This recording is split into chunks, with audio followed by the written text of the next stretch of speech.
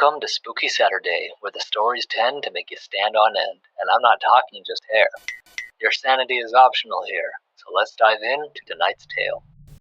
Some people wake up in the middle of the night and go back to sleep. But for one boy in Korea, waking up meant meeting a frightening sight, one that stays with him still. Let's delve into it, shall we?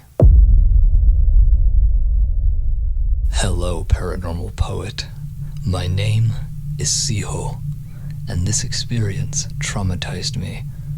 I wish that was a lie. It began in July of 2018.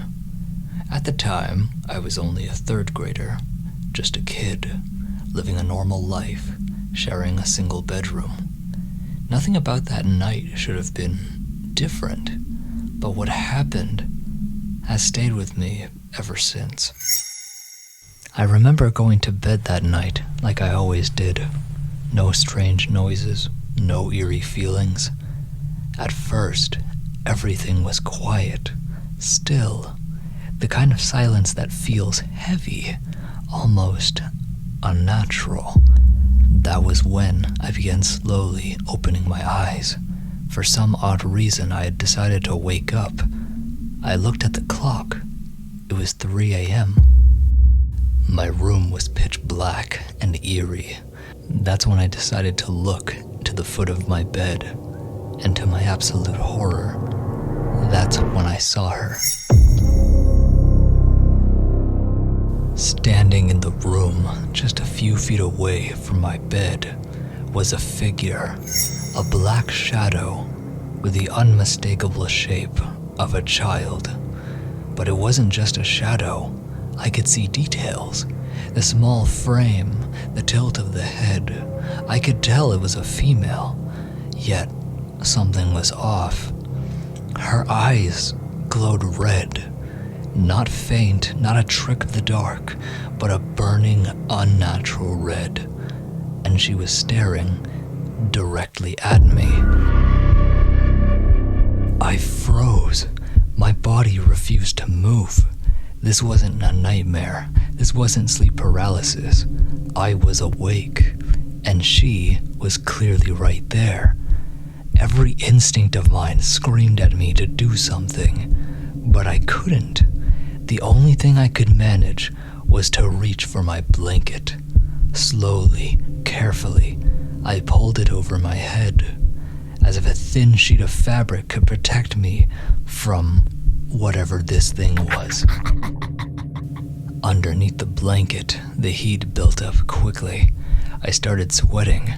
My breathing grew faster and faster as I tried to stay as quiet as possible, but I was trembling. Every second that passed felt like an eternity, and even without looking, I could feel her eyes still on me, that same red glare, boring into my soul. I prayed for the night to end, for the morning light to come, for her to just go away. Hours had passed, when finally the sunlight broke into the room. I slowly lowered the blanket, and sure enough, the shadow girl that I was so afraid of finally left. For the longest time, I was a skeptic. I've heard knocks and other strange noises around my house before, but nothing to the extent of this.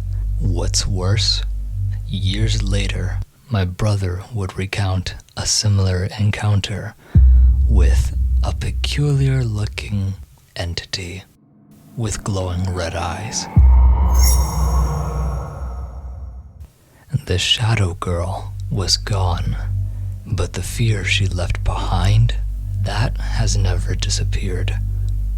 It's been years since then, but I remember it so vividly. I don't know who she was, but those eyes were certainly not human. If you enjoyed this true story and wish to see more like it in the future, don't forget to hit subscribe if you are new, click that like button for me, and comment what moment did it for you.